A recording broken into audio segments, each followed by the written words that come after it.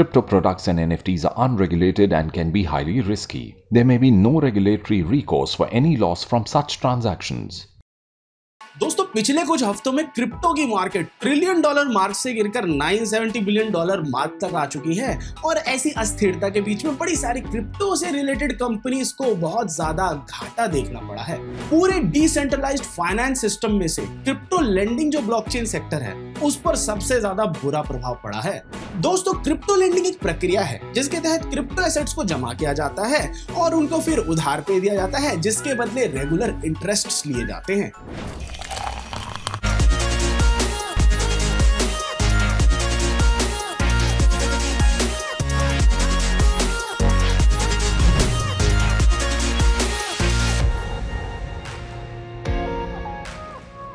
तो फिर तो जाहिर है कि क्रिप्टो लेंडर्स होते हैं वो कंपनीज और प्लेटफॉर्म्स जो कि ऐसी सुविधाएं लोगों को प्रदान करती हैं। नमस्कार मित्रों, मैं हूं आपका दोस्त आदित्य नाजा। स्वागत है आपका क्रिप्टो अनफिल्टर्ड के एक नए एपिसोड पे, जहां पे हम बात करेंगे क्रिप्टो लेंडिंग के बारे में, इसकी दुनिया में और गहरे गोते लगाएंगे और ये देखेंगे कि अभी जो बियर मार्केट चल रही है इसका क्रिप्टो लेंडिंग की दुनिया पर क्या असर हुआ है।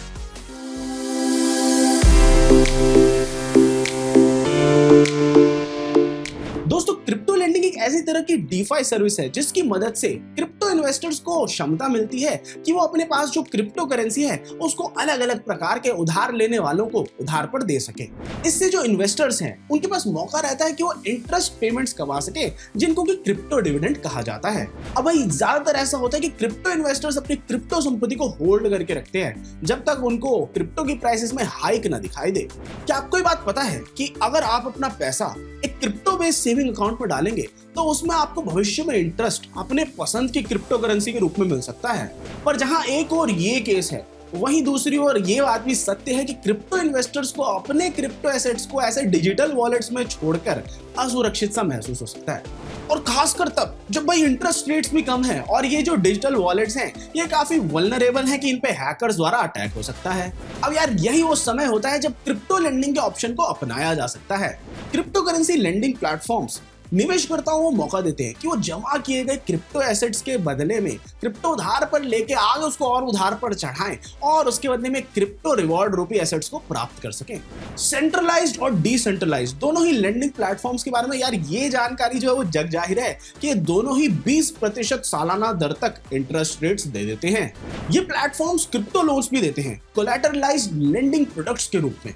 यहाँ पर यह होता है कि यूजर्स को कम से कम 100% क्रिप्टो कोलैटरल जमा करना पड़ता है ताकि वो कैश या क्रिप्टो को उधार पर ले सके। हाल ही के कुछ हफ्तों में कई क्रिप्टो लेंडिंग फर्म्स को बड़े ही बुरे दिन देखने पड़े हैं। अभी हाल ही में हुए टेरा के क्रैश के बाद और उसके फलस्वरूप जो क्रिप्टो का डाउनटर्न आया पूरी मार्केट में, उसकी वजह से जर्सी शहर स्थित क्रिप्टो लेंडर वॉयेजर डिजिटल ने भैया अपना दिवालिया घोषित कर दिया है। और ये सब हुआ जब उन्होंने अपने प्लेटफॉर्म पर ट्रेडिंग, डिपॉजिट, विड्रॉल सब कुछ रद्द कर दिया। उसके बाद क्रिप्टो लेंडर सेल्सियस नेटवर्क पर भी अभी एक केस लगा कि उन्होंने कस्टमर्स के क्रिप्टो डिपॉजिट्स का गलत उपयोग किया है। उन्होंने इसका उपयोग किया अपने खुद के टोकन के प्राइस को रिग करने के लिए, जिसके फलस्वरूप उन्होंने जो रिस्क था उसको सही से हेज नहीं किया और अंततः ये हुआ कि कस्टमर्स के जो क्रिप्टो डिपॉजिट्स थे वो फ्रीज हो गए। वॉल्ड एक सिंगापुर स्थित क्रिप्टो ट्रेडिंग और लेंडिंग प्लेटफॉर्म है जिसकी ज्यादातर टीम भारत में ही है। वो भी अभी हाल में खबरों में आए। अब भाई ऐसा इसलिए हुआ क्योंकि उन्होंने कस्टमर विड्रॉल्स को होल्ड कर दिया ऐसी मार्केट स्थिति के बीच में। दोस्तों आज का हमारा एक्सपर्ट के लिए सवाल है कि जो अभी ऑनगोइंग क्रिप्टो विंटर चल रहा है इसकी वजह से जो भविष्य है क्रिप्टो लेंडर्स का और लेंडिंग प्लेटफॉर्म्स का वो कैसा रहेगा। I don't think market conditions have any impact on the lending business or banking business.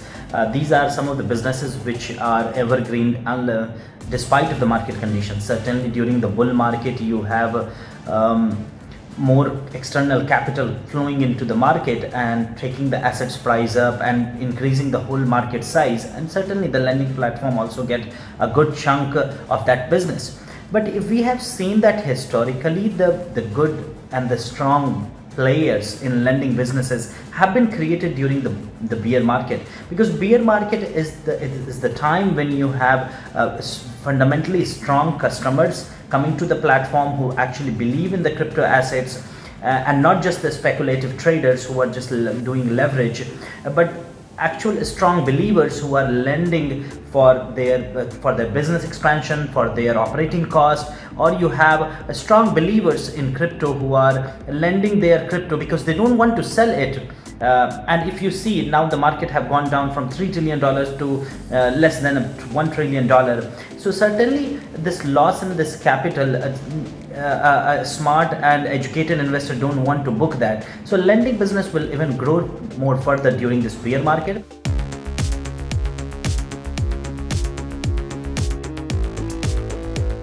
अब आइए देखते हैं उन महत्वपूर्ण घटनाओं को जिन्होंने क्रिप्टो जगत में उथल पुथल की पिछले कुछ दिनों में। यूएई जो है वो भी अभी हाल में सुर्खियों में आया क्योंकि वो विश्व का पहला हॉस्पिटल लॉन्च करने वाला है मेटावर्स में, जहां पे कि कस्टमर्स आ सकेंगे कंसल्टेशन लेने के लिए अपने डिजिटल अवतार्स के रूप में। दोस्तों, जहां एक और यूएई जैसा देश वेब3 को बाहें खोलकर अपना रहा है, वहीं भारत के सेंट्रल बैंक यानी आरबीआई का अभी भी ये मानना है कि क्रिप्टो इंडस्ट्री को इंडिया में बैन कर देना चाहिए। ऐसा हमारी फाइनेंस मिनिस्टर निर्मला सीतारमन जी ने इसी हफ्ते लोकसभा को सूचित किया। घबराइए नहीं, आरबीआई के मानने से भारत में भी क्रिप्टो बैन हुआ नहीं है।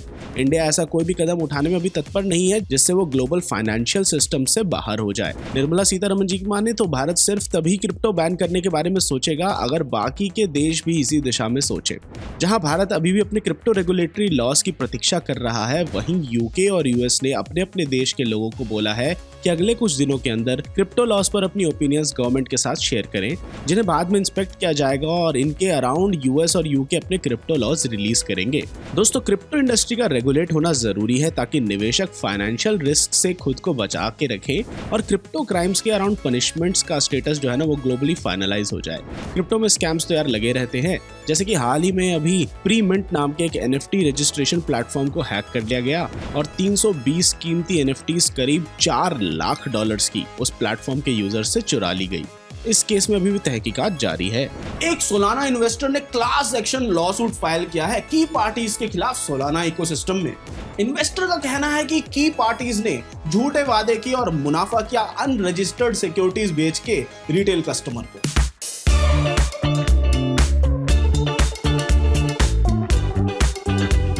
बहुत दिनों के स्लम्प के बाद क्रिप्टो इंडस्ट्री की मार्केट कैप इस हफ्ते $1 ट्रिलियन के मार्क को पार कर गई, जहां बिटकॉइन $24,000 यानी कि करीब 19.2 लाख रुपए के मार्क तक पहुंचा। वहीं ईथर ने भी $1,524 यानी करीब 1.22 लाख के प्राइस पॉइंट को छू दिया। डोजकॉइन और शिबा इनू के प्राइसेस में भी यार बढ़त देखने को मिली। साथ ही दूसरे ऑल्ट कॉइन्स जैसे Solana, Cardano, ripple, polygon, USD coin, Binance USD और पोल्काडॉट जैसे क्रिप्टो करेंसीज ने भी प्रॉफिट्स बटोरे। अब ये देखने की बात है कि क्रिप्टो इंडस्ट्री इस रिकवरी को जुलाई के बाद बरकरार रख पाती है या फिर नहीं।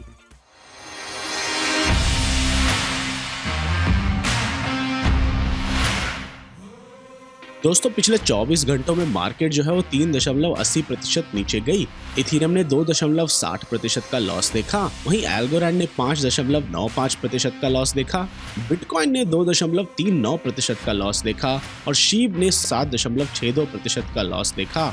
वहीं सोलाना ने 7.03% का लॉस देखा। सबसे ज्यादा गेन किया न्यूमरेयर ने 28.21%, सबसे ज्यादा लूज किया गाला ने 10.03% और आवे ने 9.21%। दोस्तों, अगर आप शुरुआत करना चाहते हैं अपने क्रिप्टो के सफर की या जानना चाहते हैं क्रिप्टो के बारे में थोड़ा और, या फिर आप ट्रेड करना चाहते हैं क्रिप्टो में, तो आज ही डाउनलोड कीजिए कॉइनस्विच ऐप को, जिसका लिंक हमने नीचे डिस्क्रिप्शन में दे रखा है। तो दोस्तों, क्रिप्टो अनफिल्टर्ड के इस एपिसोड के लिए इतना ही। आशा करता हूं आपको क्रिप्टो लेंडिंग बढ़िया तरीके से समझ में आ गई होगी। अगर आपको कुछ डाउट्स या फिर आपके पास कोई क्वेश्चंस हैं तो उन्हें नीचे कमेंट्स में छोड़ जाइए और मैं आपसे मिलता हूं अगले एपिसोड में। Crypto products and NFTs are unregulated and can be highly risky. There may be no regulatory recourse for any loss from such transactions.